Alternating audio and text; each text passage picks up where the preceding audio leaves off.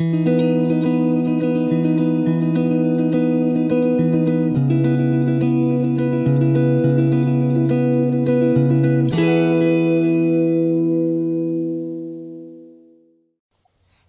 beautiful creatures of the world, and welcome back to Coffee with Kerri-Lynn. People want to know what the nods and the thumbs up are for. The sound system.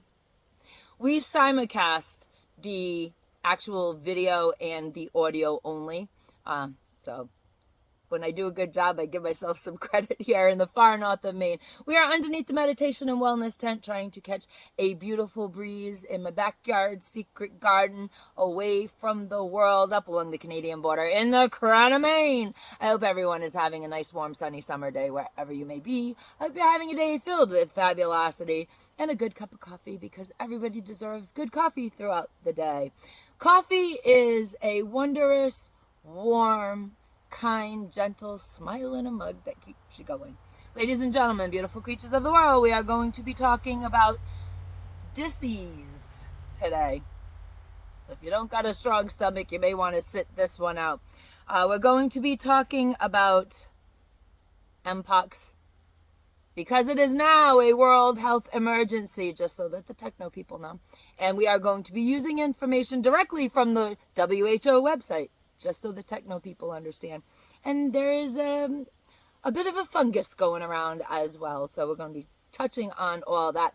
About 3.5 minutes into the video, because we got to run out time, the actual content starts. Some people don't understand. They're like, your introductions are long, and why? And this is why, because the videos are looked into to a certain point, and then if you get the content far enough into the video, you're left alone. Bullying. That's what it is, ladies and gentlemen. It is bullying. Did you catch the story I did earlier today on the CEO of Telegram being arrested in Paris on the tarmac? You should go look into that too. I'll link the video in the description box.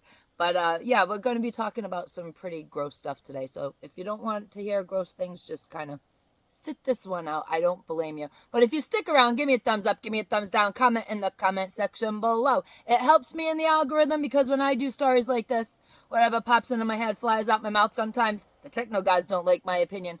My entire channel gets dropped in the algorithm, and the best way for everybody to help me out. I'm not monetized. I monetize myself. I own my own small fiber business, and I don't give a crap about monetization, because monetization means they're going to tell me what to say, because they're going to control my paycheck. This platform, none of these platforms will ever be my sole income. I'm a very smart woman, and I'm a very shrewd businesswoman, and I have a small local business that does me very well. Thank you very much.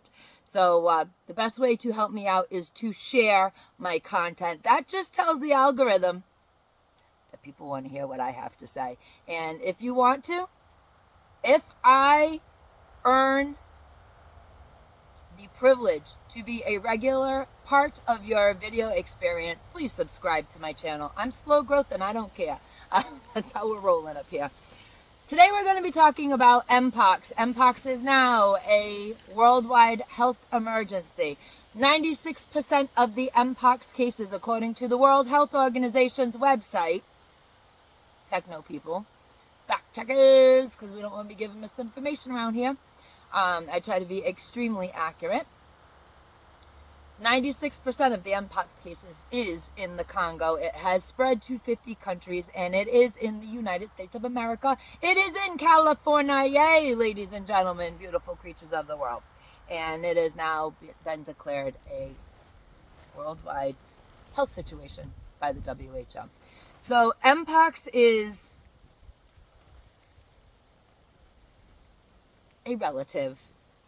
a distant relative of the smallpox. And if you have read history, you will know what the smallpox did to people. It is deadly. It is disfiguring. It is brutal if you survive, if you can survive through it. The actual illness itself is brutal, and many people did not survive smallpox in the way back when. as things happened before vaccinations and such came to light. So what this MPOX happens to be is a pox that was discovered in the monkeys. I hate that they made it MPOX because I'm so used to saying the monkey part of it. In 1958, it was discovered in monkeys, and it has taken, 65 years to roll on up and develop into the MPOX it is today. That is natural evolution of a virus. So we first found out about MPOX last year, 2023-ish, 2022, 2020, end of 2022, beginning of 2023. We heard all about the MPOX, and that was a bang, flash in the pan type of thing because it didn't go nowhere because nobody was paying attention. We had just gotten over the Mr. C-19, and we just wasn't going to play that again. It has made a comeback because within a year now we've got the second strain or clave of MPOX, and the World Health Organization has new guidelines on how not to get it. It is potentially, I say potentially, but they say it's airborne. Gonna put one of these on again? Who's gonna do that? I don't know. Gonna do this? I don't know. Maybe. Who knows?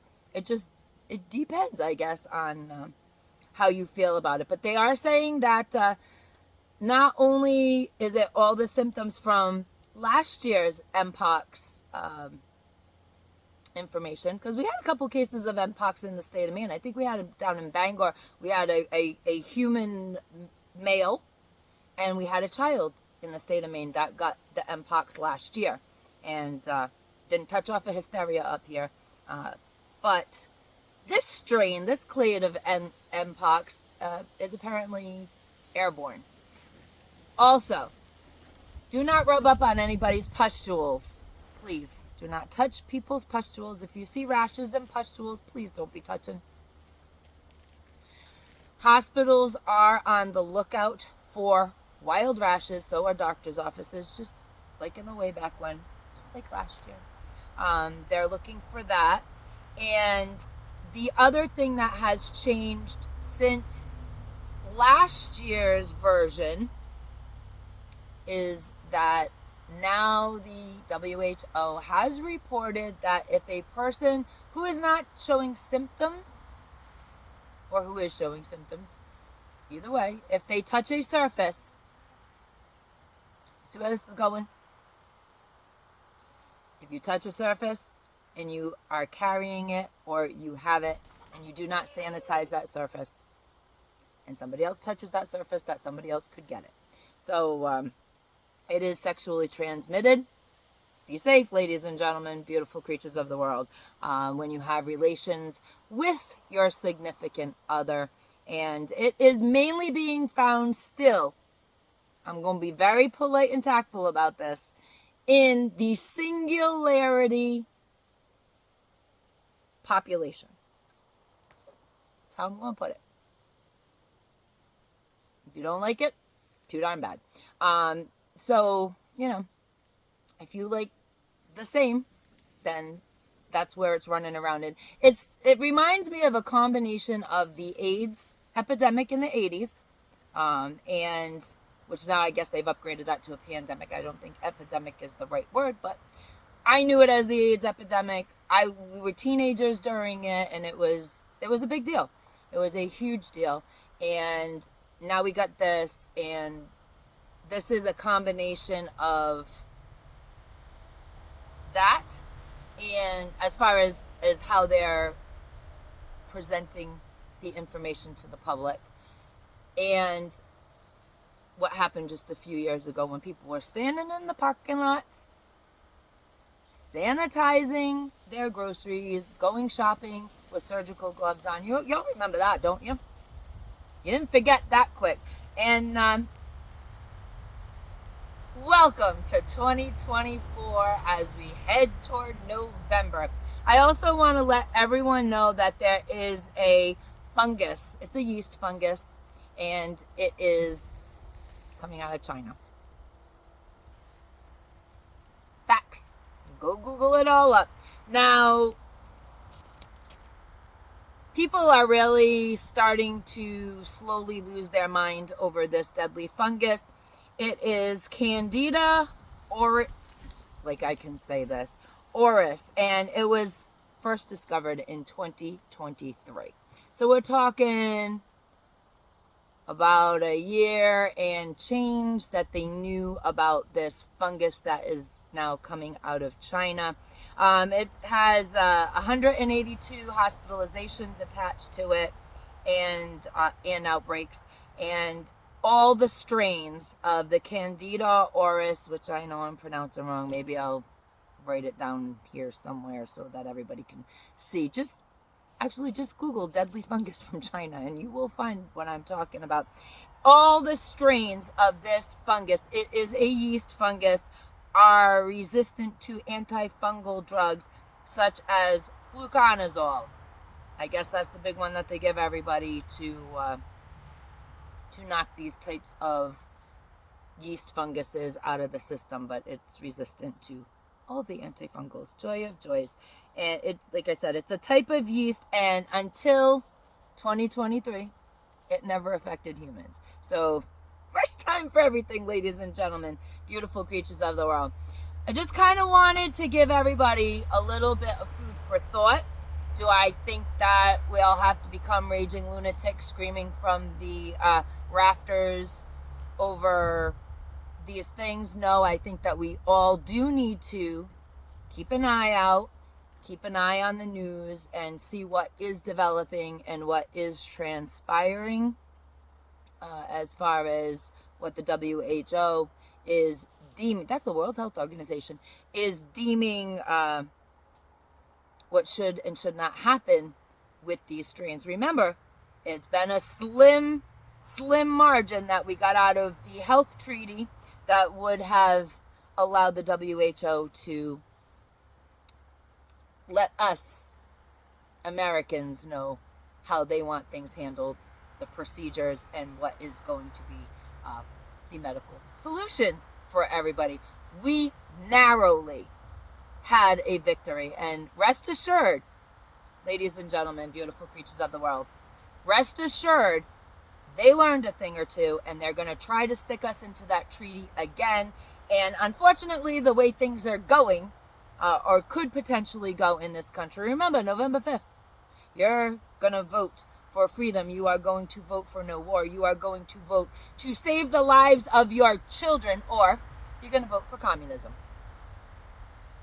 Choice is yours. The world is watching, citizens of the United States of America. The world is watching us. American individuality. American ingenuity.